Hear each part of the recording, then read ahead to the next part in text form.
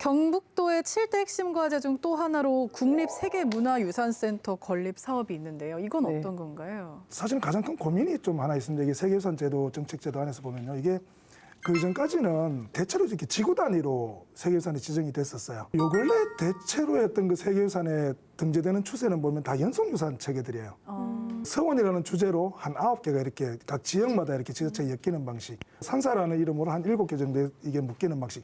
엄밀하게 보면 하회마을도 사실은 양동마을하고 이렇게 두 개가 겹쳐져 있는 그 일종의 연속유산이라고 봐야 되겠죠. 지구 단위 유산은 관리하기가 되게 편해요. 그 자체가 하나이기 때문에 그 안에서 표준화를 만들고 거기 건물 하나 지어서 이거 체계적 관리하면 되거든요. 근데 이게 한 9개쯤 되면 어떻게 관리해야 될까가 이게 이제 문화유청도 지금 머리가 아픈 상황이고 또 세계유산 정책에서 우리가 이거 어떤 방식으로 가져가야 될지에 대한 고민들이 좀 있습니다. 근데 유네스코는 가이드라인이 있고요. 이걸 이제 체계적으로 통합적으로 관리해서 하나였던 유산으로서의 특징도 분명히 만들어 가야 되고 그러면서도 각 지역의 9개를 대한민국 국민들이 동시에 하나로 좀 느끼게도 만들어줘야 되는 고민들이 발생을 하죠. 그래서 컨트롤 타워가 필요해진 상황이고요. 네. 근데 그게 컨트롤 타워가 필요하다는 얘기는 기존과 같은 방식은 안 되는 거예요. 9개 다 이렇게 건물 지어서 사람 파견하고 이럴 수가 없는 거니까 디지털이나 이런 어떤 그 감시 시스템도 좀 만들고요. 그리고 또 그 안에서 사실은 이걸 체계적으로 연구해서 알리고 보존하고 하는 역할을 좀 하시는 분들도 좀 있어야 되고 그리고 또 조금 더 가면 지금은 이제 VR이나 이런 다양한 어떤 그 기술을 활용해서 여기 한 곳에만 오면 서원 9개를 좀 다 볼 수 있도록 또 좀 만들어줘야 됩니다. 그리고 난 다음에 여기서 보고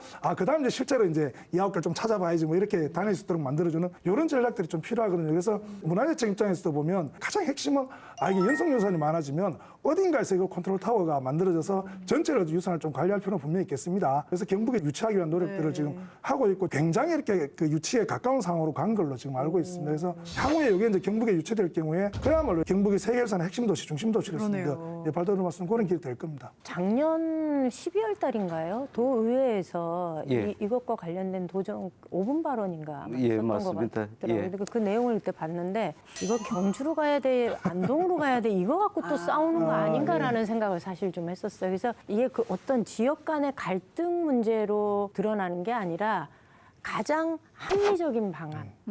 어느 곳에 이것이 들어가야 세계유산 도시답게 그 기능을 제대로 할 수 있을 것인가를 좀 고민해보는 그런 선택이 좀 되면 좋을 텐데. 네, 많은 고민을 하고 있습니다. 네. 아까 우리 사회자분께서 세계유산센터다 그랬는데 센터 개념이 아니고 이제 세계유산원입니다. 조금 이제 변경이 있었습니다만은 세계유산 관리도 중요하지만은 저희들 신규로 많은 것들을 발굴하고 또 등재도 해야 됩니다. 국가 전체적으로 놓고 보면은 우리가 21위의 세계유산 보유국입니다. 강국입니다. 그래서 등재부터 또 지금 보존 관리 또 가장 중요한 부분은 지방 입장에서 놓고 보면은 어떻게 해야 지역의 보탬이 되고 국가 발전의 보탬이 되도록 활용하는 부분이 중요하다고 생각을 합니다. 세계유산원에 오면은 저희들 전시, 교육, 연구 그런 또 행정적인 업무도 하면서 세계유산 헤리티지 미니어처 박물관도 이렇게 저희들 아마 넣으면은 세계인도 찾아오고 전체 우리 국내외에 좋은 관광 명소로 될 걸로 생각을 합니다.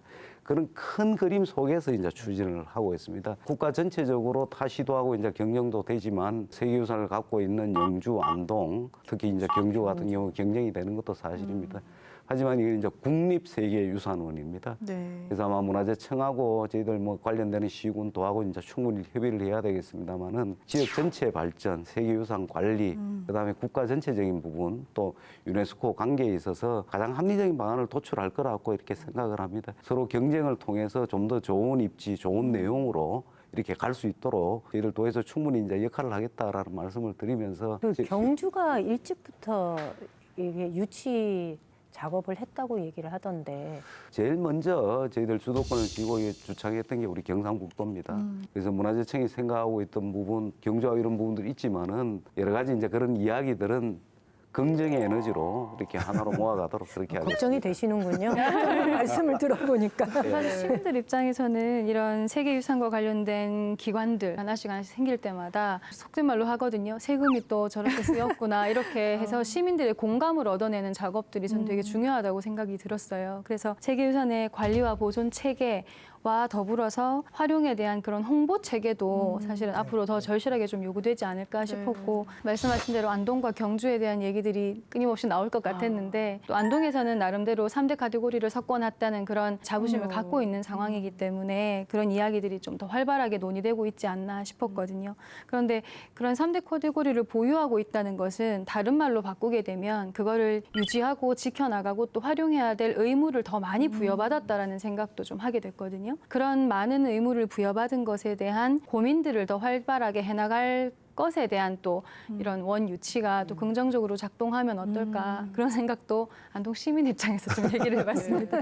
근데 또 오늘 국장님이 또 방송에 나와 주셨기 때문에 또 안동 MBC잖아요. 네. 힘이 실리지 않을까.